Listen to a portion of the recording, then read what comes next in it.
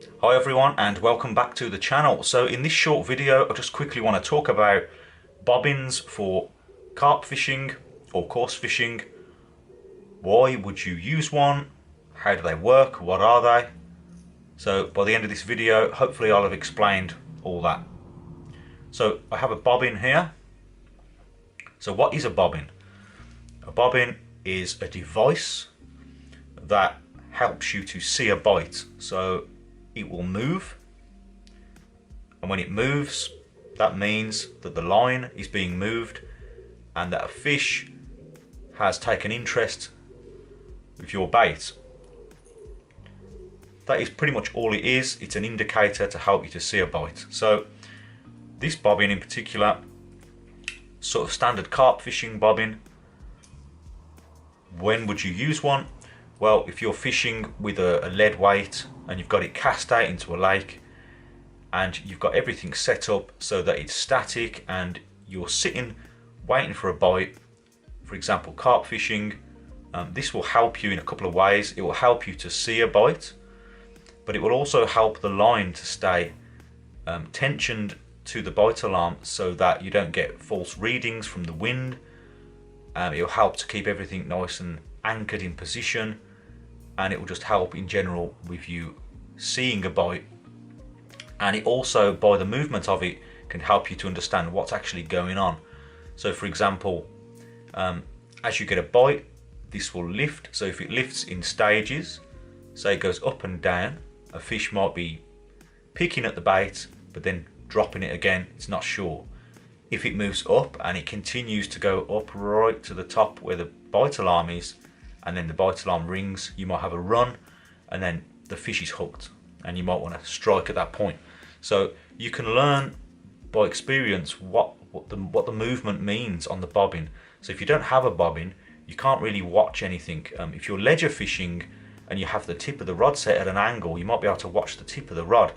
But with carp fishing, you want to have the rod nice and square and straight so that the line is what is telling you what's going on. So the line is going through the bite alarm directly. So you're not really looking at the rod itself, you're looking more at the bite alarm, you're listening out for the beeping, and you're watching for the movement of that bobbin as the line goes through the bite alarm.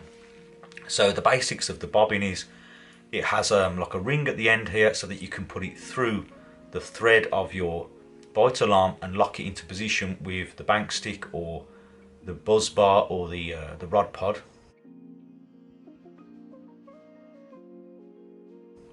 Then there's some kind of like chain here that allows it to move. So this is a chain, it might be string, it doesn't really matter. It's something that's connecting it all together.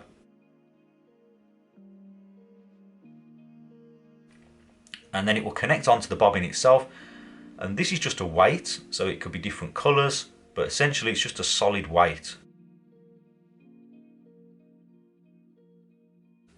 And that usually has a thread at the bottom so you can screw it in, and if you want to add weight, some bite alarms come with extra weight that you can screw onto the bottom to make the bobbin heavier. Why would you want the bobbin to be heavier? If you're fishing in windy conditions, you might want to add a little bit more weight to it to keep the line nice and tight to your bite alarm. Or what would you want to make it lighter? Well, maybe you're fishing in shallow water or you're using a running rig and you don't want any resistance on the line. You just want a very light bobbin, just enough to get that tension between the line and the rollers of your bite alarm. Going up, you've got the line clip at the top here. This clips onto the line just enough so that it is on the line, holding it in position, not so that it's damaging it.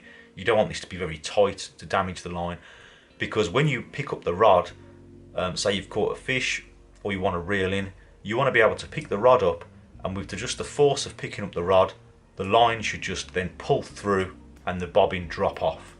So when you get a bite and you're going to strike a fish in the action, when it's all going on, you grab the rod, you lift it, you want this to just pull away from the line and just drop down so that it's not attached to your rod. So this just needs to be enough to hold on to the line while the rod is in a static position and allow the line to run freely through this middle bit here.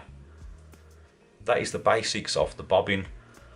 They come in all shapes and sizes. There's all different ones. You can get ones where you can attach your isotopes, your lights to here, so when you're night fishing you can see the bobbin moving because it's lit up. I don't tend to use those, but essentially a bobbin is a device that helps you to see a bite. Okay, so here I have, just for demonstration, I've got the bank stick here and a buzz bar which you can add 2 bite alarms to. The bobbin, it has a ring on the end of it and it sits between the thread of the bank stick or the buzz bar or the rod pod, and then the thread of the bite alarm goes through that, locking it into place, and it hangs directly below the bite alarm. So you can imagine if you have your rod coming forward here, going out to the lake, and the line is coming through the eyes, through this sensor here. If you don't have a bobbin, the problem is keeping the line with that little bit of tension on it, on these rollers, might be difficult. If you're fishing with a bolt rig and you tighten everything up, that might work okay. But for example, if it's a windy day and things are getting pulled around, or if you're using a running rig where you don't want any resistance on the line, so you don't want the fish to feel the rig so it's nice and loose, then this line might stay slack here. So what you use is the bobbin with the little line clip on the end of it. You clip this on the line and that adds a little bit of weight pulling down on the line, and that line will go down and pull tight here on this sensor, so that when you do get a bite you get a nice consistent reading. So you can pull the line down to here. When the fish bites, it will pull that line up and through the eye here. As the fish goes forward, this will come up, pulling the line tight, and you can adjust the weight on here so you can make it light if you don't want too much resistance, or if it's a very calm day, or if it's a very windy day, for example, you might want to add some weight on here to anchor that line down nice and tight to stop everything moving around. So if you did find this video useful, please remember to like and also consider subscribing for more fishing related videos, and as always, thank you very much for watching, and I'll see you next time.